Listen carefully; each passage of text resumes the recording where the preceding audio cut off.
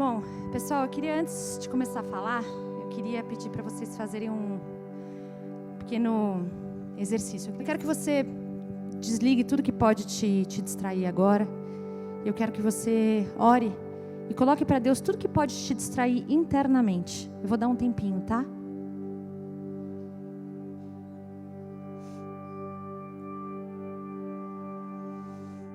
Pai, eu oro por esse momento, Senhor, e eu clamo para que aquilo que o Senhor quer falar com a tua igreja atravesse os meus pensamentos, os meus sentimentos, a minha voz, e que aquilo que está no teu coração seja revelado aos teus filhos.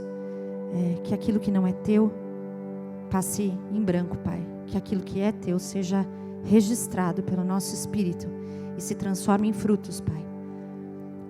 Eu clamo, oro para que toda distração caia por terra, tudo aquilo que vem distrair os nossos pensamentos, que vem distrair o nosso foco interno e externo.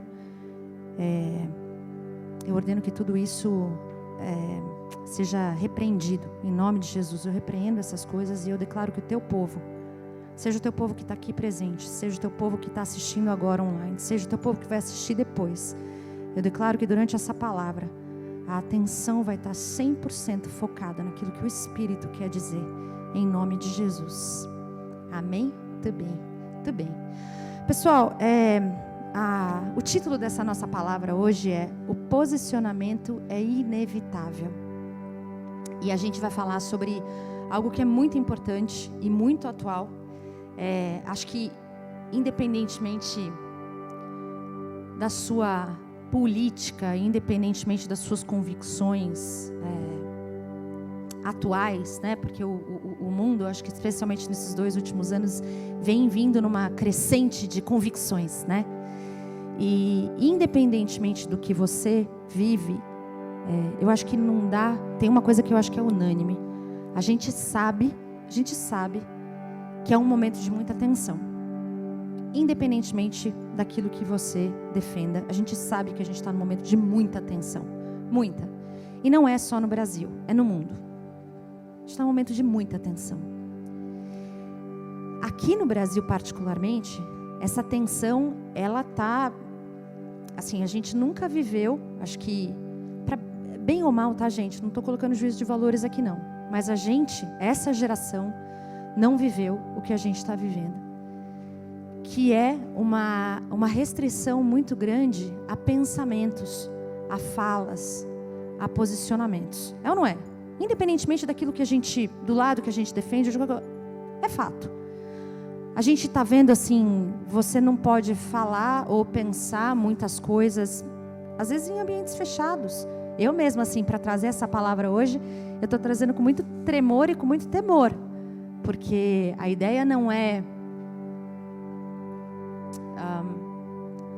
confrontar ninguém do ponto de vista humano, entendeu? A ideia é ser canal da palavra mesmo. Então, por isso que eu orei tanto e pedi muita atenção de vocês. Porque o que a gente vai conversar hoje é muito importante. Muito, muito importante. A gente vai, às vezes, estar dentro da nossa casa e a gente vai falar coisas e alguém vai nos recriminar por aquilo que a gente fala ou por aquilo que a gente pensa. Isso está acontecendo quando a gente está em ambientes sociais, quando a gente está no nosso trabalho. E a gente está vendo, inclusive, num ambiente mais governamental. E é importante a gente guardar esse termo hoje, governo, tá? Então, nesse ambiente mais governamental, tem pessoas sendo presas por conta do que pensam e por conta do que falam, né? De novo, independentemente daquilo que falam ou que pensam está certo ou não, o fato é que estão sendo presas. E, inclusive, tem cristãos que estão sendo presos, né? Pessoas que a gente sabe aí que são pessoas públicas que se converteram em algum tempo. A gente não sabe o quão convertidos são, porque a gente não caminha com eles. Mas o fato é que tem cristãos sendo presos. E é um momento de tensão, né? Alguém discorda disso, de que a gente está num momento de tensão? Acho que não, né? Então tá, amém. Então tá. E aí, vendo a gente, lógico, tem relação com muitos cristãos, né? E a gente acaba recebendo muitas informações, vídeos, etc. E a gente vê que tem muitos irmãos que estão começando a se posicionar. Começando a se posicionar nas redes. E eu acabo vendo, inclusive, muitos irmãos defendendo instituições que nem são cristãs, mas estão defendendo instituições. E essa semana, o Espírito me incomodou. Assim, teve um dia que veio muito forte o incômodo no meu coração a respeito de o posicionamento. Presta atenção nisso que eu vou falar, porque é a introdução de todo um raciocínio que eu vou construir, tá? Então eu quero que vocês venham comigo. O Espírito me incomodou no seguinte sentido: o posicionamento é inevitável. Inevitável. Principalmente quando a gente começa a viver num momento em que você começa a ser apertado. O posicionamento vai ser inevitável. Mas esse é um momento muito importante para que a gente não se perca em onde o nosso coração está, para que a gente se posicione. Será que o nosso olhar está no lugar certo quando a gente se posiciona? Eu não estou nem dizendo, eu não estou questionando o posicionamento em si. Eu estou questionando o que realmente está por trás da pessoa que está se posicionando. Deixa eu até abrir um parênteses. Acho que, assim, a minha caminhada cristã evangélica, ela está com 28 anos, tá? E quanta distração a gente percebeu, né, ao longo desses quase 30 anos dentro da igreja. Quantos pastores que às vezes começaram a fazer um trabalho super centrado em Cristo, centrado no propósito, mas que correm o risco ao longo da trajetória de se perder um pouco, de perder o foco do gol, de perder o foco daquilo que realmente importa. As coisas começam a ficar grandes, a responsabilidade começa a ficar grande, as coisas começam a ficar, é muita gente para tomar conta, muita coisa, muita estrutura para tomar conta, e a pessoa às vezes pode se perder nisso. E é essa mesma atenção que eu sinto que o Espírito está chamando a gente, assim. O posicionamento é inevitável, mas onde está o nosso olhar? Onde estão os nossos olhos? Onde está o nosso coração genuinamente quando a gente está se posicionando? Tá? E aí eu quero construir com vocês esse racional. Acho que a grande pergunta que fica é: qual a chance da gente se perder nesse processo e olhar para as coisas do mundo versus as coisas que são lá do alto? Vou repetir isso aqui, ó. E eu oro para que o teu Espírito receba isso que está sendo dito. Qual a chance da gente se perder nesse processo e olhar para as coisas que são do mundo versus para as coisas que são do alto? Portanto, se fostes ressuscitados justamente com Cristo, buscai as coisas lá do alto, onde Cristo vive, assentado à direita de Deus. Pensai nas coisas lá do alto e não nas que são aqui da terra. Então, em Colossenses, a gente está sendo ensinado a respeito desse: olha lá para o alto, olha lá para o alto, não olha aqui para a terra. A tua mentalidade tem que ser a mentalidade do alto e não a mentalidade da terra. É nessa base que o Espírito veio me incomodando. Onde que está o nosso olhar? E aí eu quero voltar um pouquinho para a gente até tocar essa coisa do nosso olhar estar lá no alto. O que significa isso, né? Como é que a gente transpira isso? Mais do que saber, como é que a gente consegue viver isso? Quando a gente vai lá para Ezequiel, e eu poderia trazer vários exemplos, tá? Mas eu vou trazer Ezequiel. Ezequiel é um livro, para mim particularmente, ele é difícil, porque Ezequiel traz umas coisas assim muito fora da curva. Então vira e mexe eu estou lendo lá, quando eu percebo a minha cabeça já está passeando enquanto eu estou lendo Ezequiel. É uma luta para mim. Mas tem ali, e é muito legal, né? Porque Ezequiel, o tempo inteiro você vê Deus operando com Ezequiel assim, falando para ele fazer atos proféticos, dando visões para ele, dando entendimentos para ele. Assim, Ezequiel parece que está vivendo literalmente num outro mundo. E aí quando você vê em Ezequiel 40 a 42, se você lê ali, é muito legal, porque Deus traz para Ezequiel, ele leva Ezequiel em visão lá para Israel, para o monte, e ele mostra para Ezequiel os detalhes do templo. E é uma riqueza de detalhe. E eu estava lendo aquilo e eu fiquei pensando assim, cara, esse homem não estava com papel e caneta. Ele não estava com computador. Ele não estava nem com o papiro e a pena dele. Não estava. Naquele momento ele estava sendo levado em visão. E a riqueza de detalhe que ele vê, e a riqueza de detalhe que depois ele conta, mano, o cara tinha que ser muito brilhante. Eu não consigo nem ler o livro dele, quanto mais guardar aquela riqueza de detalhe que ele traz naqueles 2 capítulos. Imagina só, essa cabeça dele, ele foi acessando coisas que são lá do alto. Deus foi mostrando para ele e ele foi dando uma atenção para aquilo, um cuidado, um carinho com aquilo, né? Ele realmente focou. Quando eu convidei hoje você no início do culto para focar, o convite é esse: foca, guarda o detalhe da recâmara, sei lá, que eu não sei os nomes, que a gente precisa aqui do Marcelo, do Marcos, do Luiz, para falar os detalhes, porque eu não consigo. Né? Da palmeira com o camelo, não sei se esse camelo, não sei que bicho que tem lá. Mas o fato é que tem muito, muito, muito detalhe. E se Ezequiel guardou, se Ezequiel nos deu esse exemplo, o que isso nos diz sobre buscar as coisas lá do alto? E o mais louco é que, em falando sobre posicionamento, Ezequiel viveu na época do exílio para a Babilônia. Ele foi exilado para a Babilônia também.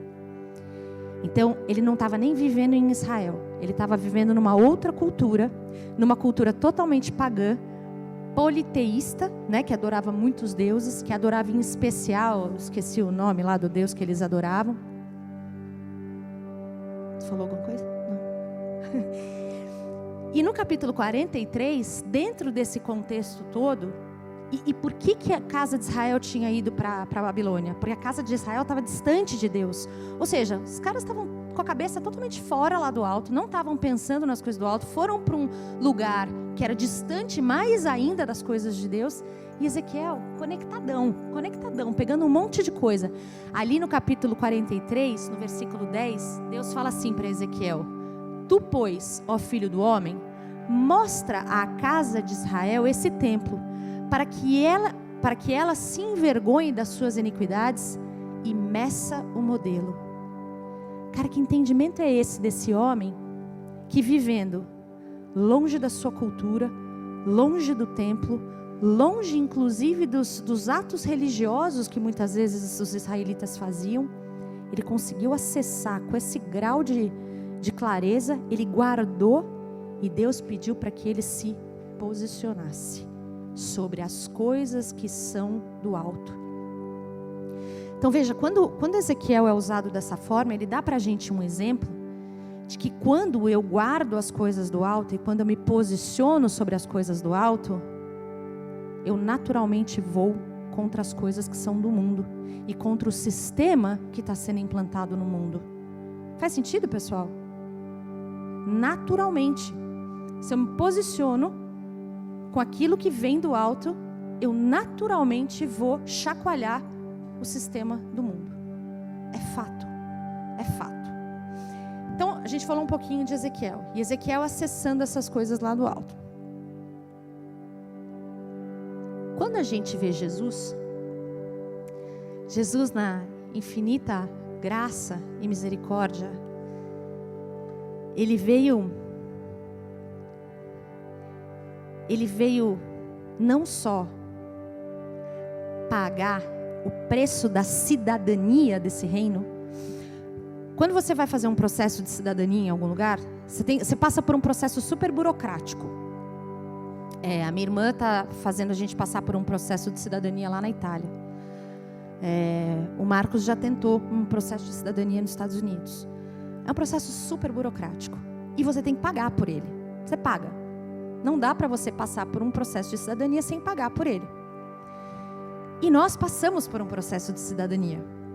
O nosso processo de cidadania também tem uma burocracia. Qual que é a burocracia? Receber Cristo como Senhor e Salvador da nossa vida. Essa é a burocracia. E qual que é o preço? O preço de sangue que Jesus pagou por nós. Quando Jesus veio, Ele pagou por nós o preço da nossa cidadania. E Ele realizou toda a burocracia por nós. E ele nos tornou cidadãos do reino.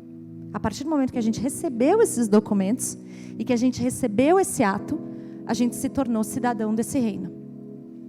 Quando você se torna cidadão do reino, você tem que estudar.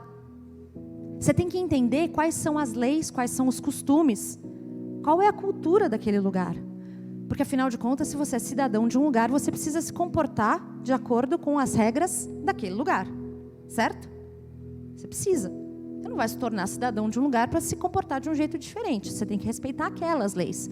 Eu sou advogada aqui no Brasil. Se eu quiser ser advogada nos Estados Unidos, eu não posso. Eu tenho que passar por processos lá, para poder me tornar uma advogada lá. Se eu não fizer isso, eu posso até eventualmente dar pareceres jurídicos, etc., mas eu não vou ser chamada de advogada. Então, Jesus, esse cara espetacular, Deus feito em carne, ele tanto veio pagar esse processo de cidadania por nós, como ele veio nos ensinar durante 3 anos como é que o reino funciona. Tanto por meio do exemplo dele, como por meio das coisas que ele nos ensinou, e depois por meio daquilo que os apóstolos nos ensinaram. Então foram mais de 3 anos, ele nos ensinou por 3 anos, e os apóstolos depois disso. Mas todo o Novo Testamento vem nos ensinar sobre como funciona o reino. E lembra que o Velho Testamento é a sombra, ele já apontava para tudo isso, mas no Novo Testamento eles ficaram o tempo inteiro ensinando o que é esse reino. E engraçado porque Jesus, inclusive hoje a gente vai finalizar esse nosso momento com uma oração, com a oração mais linda dele, que está em João 17. Ele nos tornou cidadãos desse mundo, ou desse reino. Ele nos ensinou sobre esse reino. E ele, na reta final ali, nessa oração, ele fala o seguinte para Deus: esses que o Senhor me deu não são do mundo, mas estão no mundo. Então ele foi deixando tudo muito claro assim: nós não somos do mundo, nós estamos no mundo, mas nós não somos do mundo. E no final, ali, João e Mateus, né? Até deixa eu voltar aqui em João 17,14, quando ele está fazendo essa oração, ele fala assim, ó: eu lhes tenho dado a tua palavra, o mundo os odiou, porque eles não são do mundo, como também eu não sou. Lembra que eu falei de Ezequiel? Quando eu estou seguindo a cultura e os parâmetros do reino, eu vou confrontar os parâmetros do mundo. Não vai ter jeito. A gente vai confrontar. E a gente precisa começar a se apropriar disso, porque é uma escolha, pessoal. É uma escolha. É uma escolha que eu vou fazer diária. E, inclusive, depois em Mateus 28:19, o que Jesus falou? Ide, portanto, fazei discípulos de todas as nações, batizando-os em nome do Pai, e do Filho e do Espírito Santo, ensinando-os a guardar todas as coisas que vos tenho ordenado. E eis que estou convosco todos os dias, até a consumação do século. Então presta atenção. Jesus vem. Jesus paga o ticket, paga o teu processo de cidadania. Ele te ensina durante 3 anos o que significa esse reino. E ele deixa embaixadores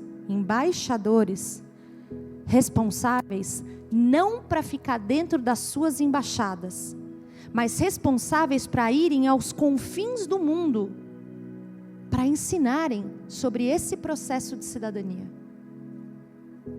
Ele fala, olha, vocês não são do mundo, vocês são cidadãos do reino, vocês são meus embaixadores, e a partir de agora, vocês são responsáveis por ampliar, por expandir, por criar outros cidadãos. Vocês vão fazer aquilo que eu já não vou mais fazer fisicamente. Vocês são o meu corpo, vocês vão levar as regras do reino, vocês vão levar o amor do reino, vocês vão levar, vocês, nós.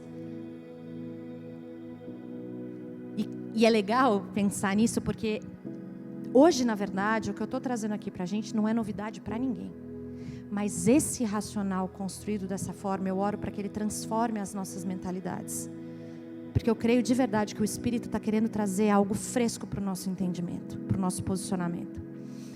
E é engraçado porque por mais que a gente saiba e a gente escute as palavras da Bíblia tantas vezes, como a gente demora para acessar as verdades que estão por trás dessas passagens. Por exemplo, Pedro estava ali com Jesus na hora que ele falou: ide e pregai o evangelho a toda criatura. Ide até os confins do mundo e pregai a toda criatura. Pedro ouviu essa passagem, não ouviu? Ele ouviu Jesus falando isso, foi ou não foi? Pedro estava ali, ouviu Jesus falando. E olha que curioso, em Atos 10, a gente vê que só em Atos 10 Pedro entendeu o que era isso.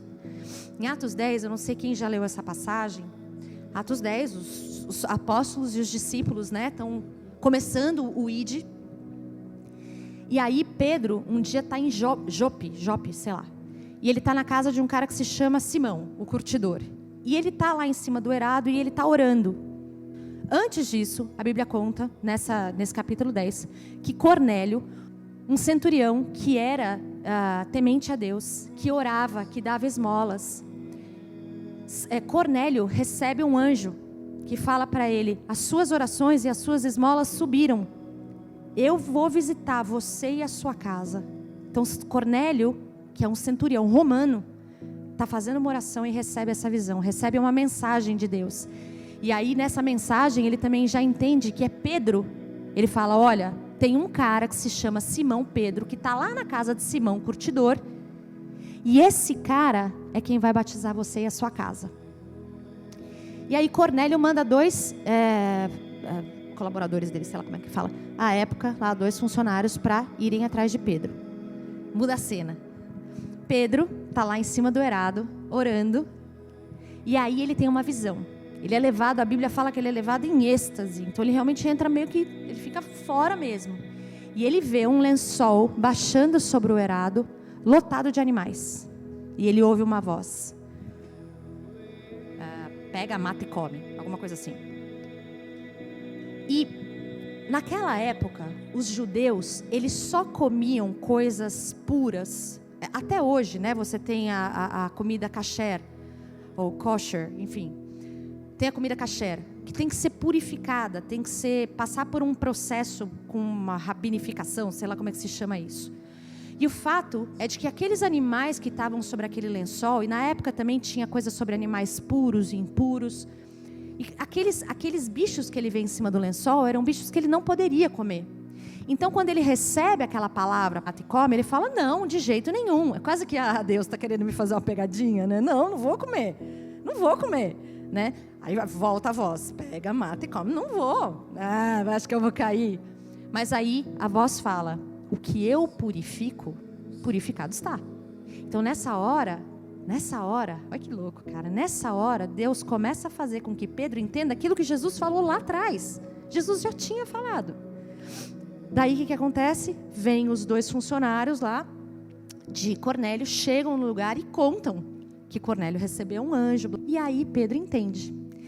Inclusive, quando você lê ali em Atos, Pedro fala assim, ó: então falou Pedro dizendo: reconheço por verdade que Deus não faz acepção de pessoas. Pelo contrário, em qualquer nação, aquele que o teme e faz o que é justo, lhe é aceitável. Pedro, você já não tinha ouvido lá em Mateus 28, 19 isso? Você já não tinha ouvido que era para ir a todo mundo e fazer discípulo de todas as nações? Só que Pedro só entendeu em Atos 10, 34. Quando aconteceu tudo isso. Por que eu estou trazendo isso?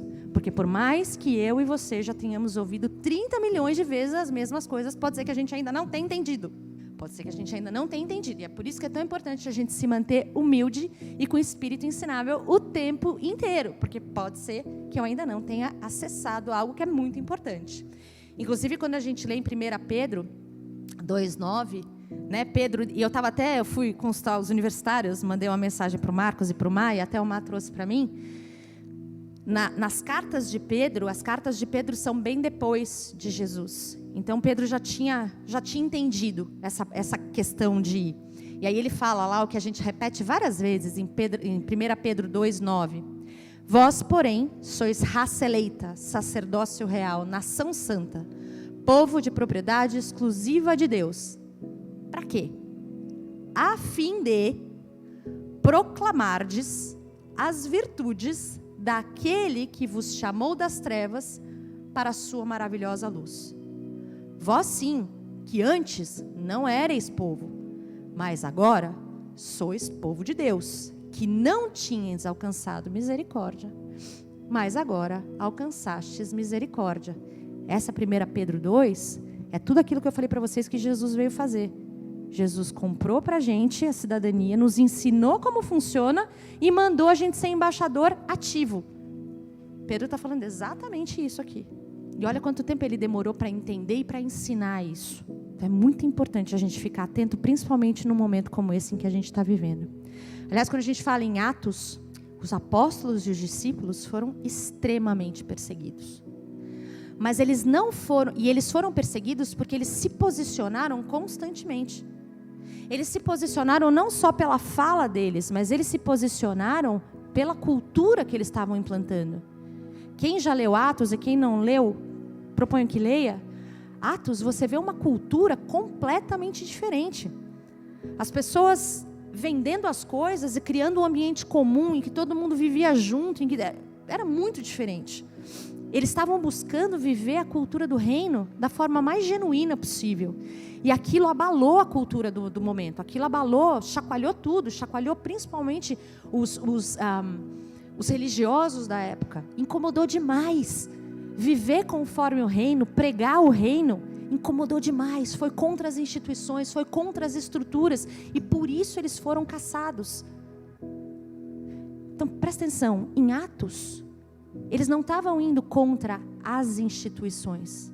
Eles estavam se posicionando a favor do reino. Eles estavam se posicionando a favor da cultura. E eles estavam defendendo essa cultura. Naturalmente, essa cultura, essa mentalidade, esse Cristo confrontaria as instituições. O foco não era as instituições, o foco era o reino. Os seus olhos estavam em trazer o reino para a terra. Como é que Jesus ensinou a gente a orar?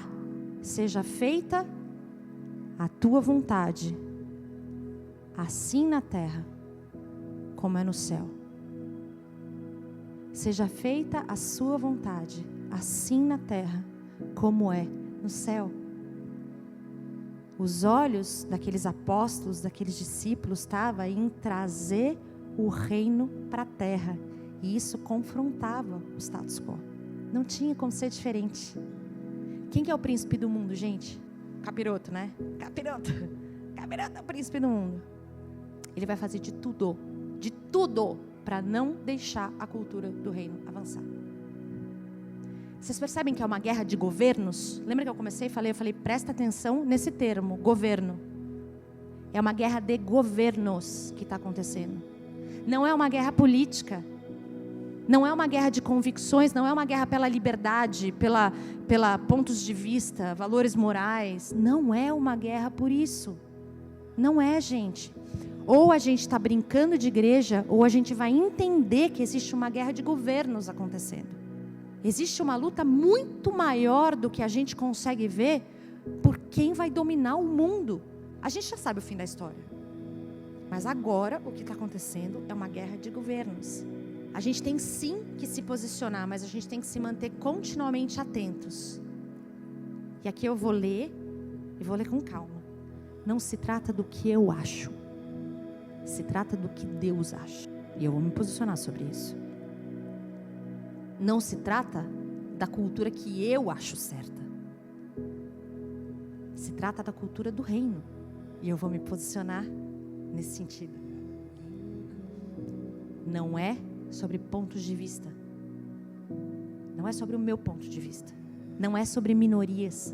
Não é sobre liberdade. No conceito que a gente conhece. É sobre 3 coisas que Romanos 14:17 fala. Porque o reino de Deus não é comida e nem bebida, mas justiça, paz e alegria no Espírito Santo. Então não é qualquer justiça, não é qualquer paz e não é qualquer alegria. É justiça, é paz e alegria no Espírito Santo. É esse reino, é esse posicionamento. É isso que os apóstolos e os discípulos faziam lá em Atos. É fácil? Nem um pouco, nem um pouco. Especialmente no dia a dia, é difícil para burro. E essa luta de governo, ela começa dentro da nossa casa. E quanta sabedoria, quanto amor a gente tem que ter, e quanta humildade a gente tem que ter. Para que não seja sobre o que eu acho, mas seja sobre o que Deus acha. Não seja sobre o meu ponto de vista, mas seja sobre o ponto de vista do reino. E gente, eu estudando, para essa palavra, o Espírito me levou a lembrar de algo que há muito tempo eu não olhava com atenção, que é a armadura de Deus. A armadura de Deus que nos foi entregue em Efésios 6. E eu vou ser muito sincera para vocês, durante muito tempo, eu lia essa passagem e eu achava ela meio, ai cara, que chato, coisa de vestir armadura, aquela coisa de, você vai sair de casa, você vai achar armadura. E eu lembro que uma vez fiquei sentada na igreja à tarde, e fiquei falando para Deus, eu falei, me ajuda a entender essa passagem, porque ela me parece, eu não consigo acessar.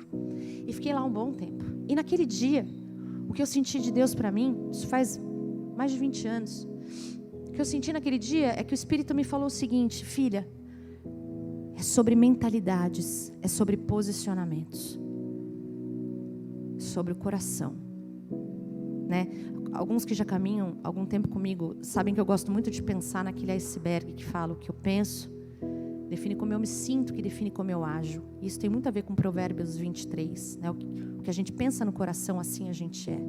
Então o que eu penso define como eu me sinto, que define como eu ajo. Os pensamentos levam aos comportamentos. Essa armadura, lendo hoje de novo, ela me mostra que a gente foi ensinado a lutar exatamente num momento como esse. A armadura para mim nunca fez tanto sentido como agora, porque existe uma guerra de governos, é fato. Quer você queira, quer não, existe uma guerra de governos que está acontecendo.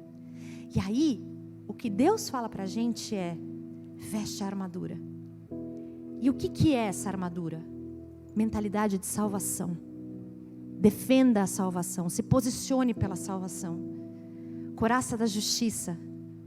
Deixa eu até voltar antes, porque Efésios 6 fala, porque a nossa luta não é contra sangue e carne, e sim contra os principados e potestades, contra os dominadores desse mundo tenebroso, contra as forças espirituais do mal nas regiões celestes. Presta atenção, não é contra carne e sangue, e sim contra os principados e potestade, contra os dominadores desse mundo tenebroso.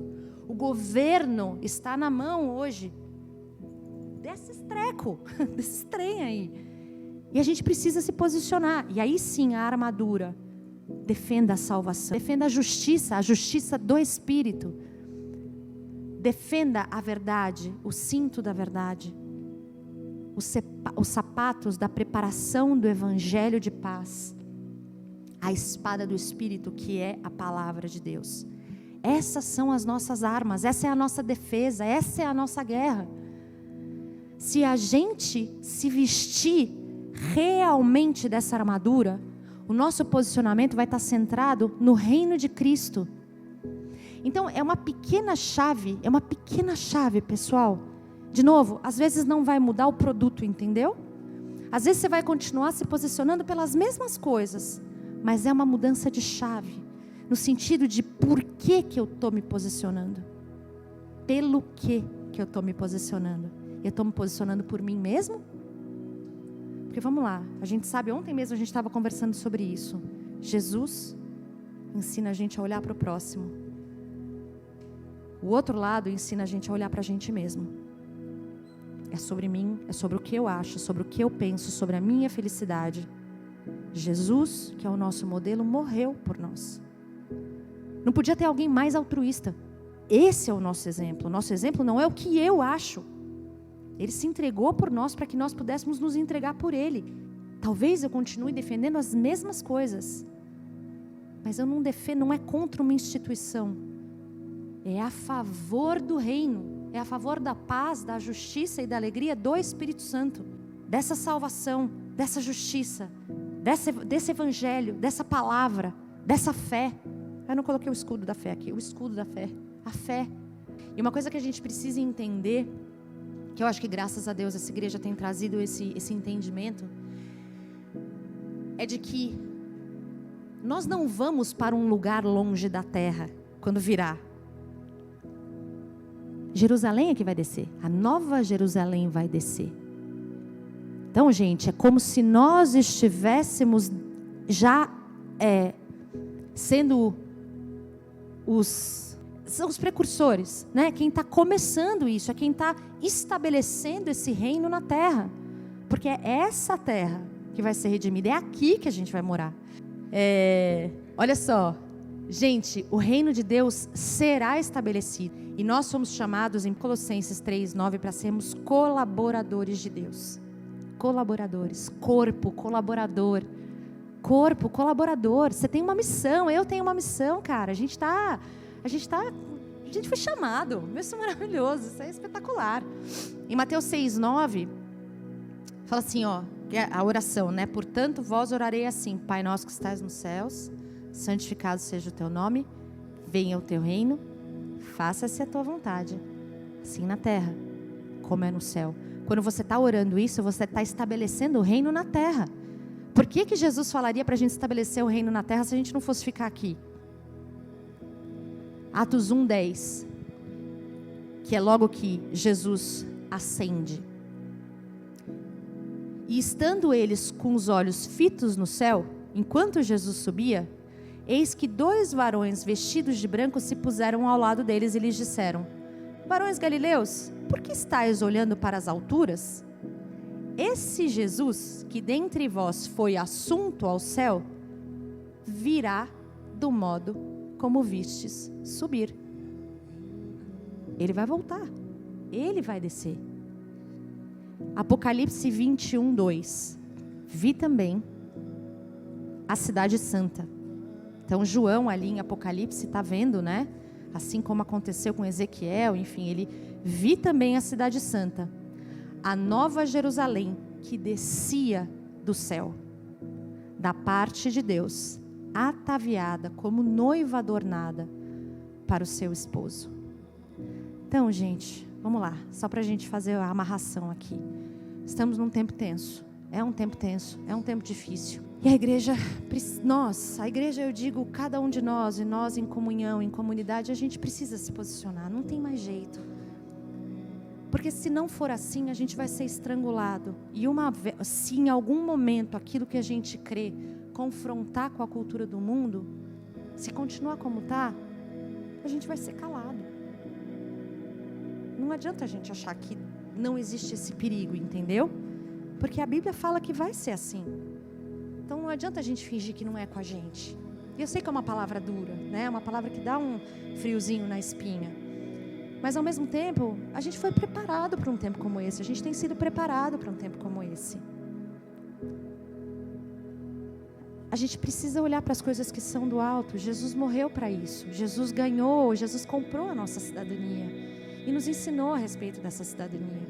E nos enviou para que a gente fosse aos 4 cantos da terra, sendo colaboradores de Deus, implantando essa cultura de reino, se posicionando e muito provavelmente confrontando e incomodando o status quo.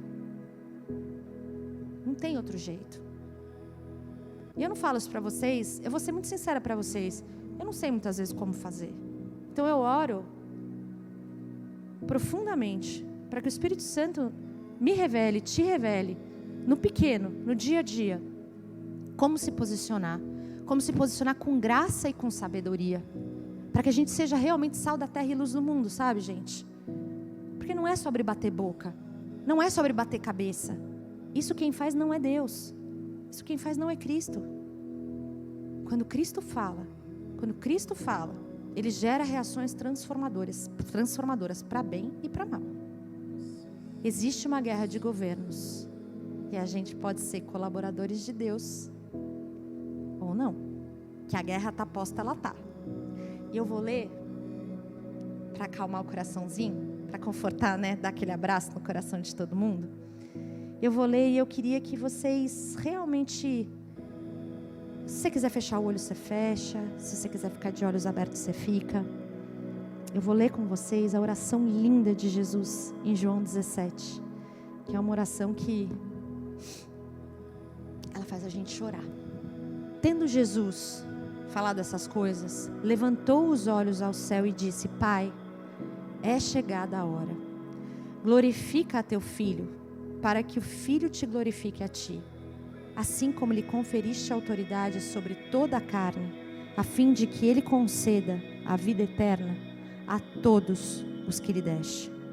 E a vida eterna é essa: que te conheçam a ti, o único Deus verdadeiro, e a Cristo Jesus a quem enviaste. Eu te glorifiquei na terra, consumando a obra que me confiaste para fazer. E agora glorifica-me, ó Pai, contigo mesmo, com a glória que eu tive junto de ti, antes que houvesse mundo. Manifestei o teu nome aos homens que me deste do mundo. Eram teus. Tu nos confiaste, e eles têm guardado a tua palavra. Agora, eles reconhecem que todas as coisas que me tens dado provêm de ti. Porque eu lhes tenho transmitido as palavras que me deste, e eles as receberam, e verdadeiramente conheceram que saí de ti, e creram que tu me enviaste. É por eles que eu rogo. Não rogo pelo mundo, mas por aqueles que me deste, porque são teus. Ora, todas as minhas coisas são suas, e as suas coisas são minhas, e neles eu sou glorificado. Já não estou no mundo, mas eles continuam no mundo, ao passo que eu vou para junto de ti. Pai Santo, guarda-os em teu nome, que me deste, para que eles sejam um, assim como nós. Quando eu estava com eles, guardava-os no teu nome que me deste, e protegi-os, e nenhum deles se perdeu, exceto o filho da perdição, para que se cumprisse a Escritura. Mas agora vou para junto de ti, e isso falo no mundo, para que eles tenham o meu gozo completo em si mesmos. Eu lhes tenho dado a tua palavra, e o mundo os odiou, porque eles não são do mundo, como também eu não sou. Não peço que os tires do mundo, e sim que os guardes do mal. Eles não são do mundo, como também eu não sou. Santifica-os na verdade. A tua palavra é a verdade. Assim como tu me enviaste ao mundo, também eu os enviei ao mundo. E a favor deles eu me santifico a mim mesmo, para que eles também sejam santificados na verdade.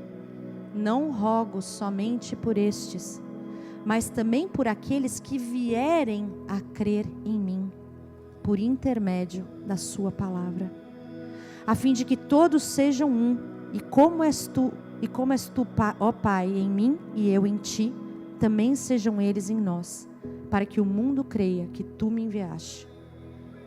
Eu lhes tenho transmitido a glória que me tens dado, para que sejam um, como nós o somos, eu neles e tu em mim, a fim de que sejam aperfeiçoados na unidade, para que o mundo conheça que tu me enviaste e os amaste, como também amaste a mim. Pai, a minha vontade é que onde eu estou, estejam também comigo os que me deste, para que vejam a minha glória que me conferiste, porque me amaste antes da fundação do mundo.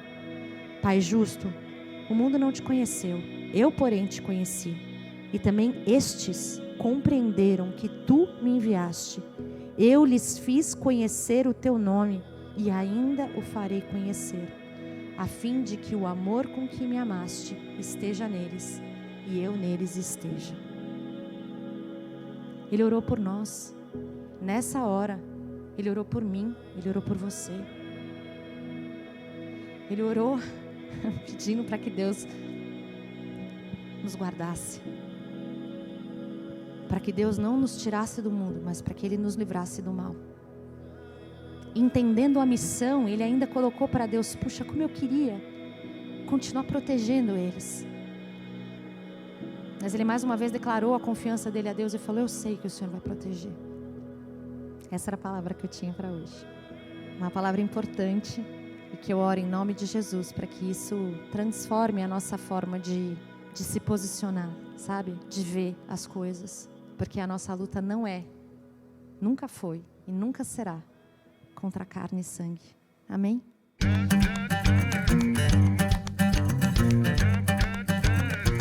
I'm gonna hit the road to see what I can see. I'm gonna hit the road to be what I can be. I'm so tired of looking at these walls. I'm breaking free. I'm gonna do my thing. Baby, won't you come with me? I'm gonna do my thing. Baby, won't you come with me? I got the road, I got the dream. That's everything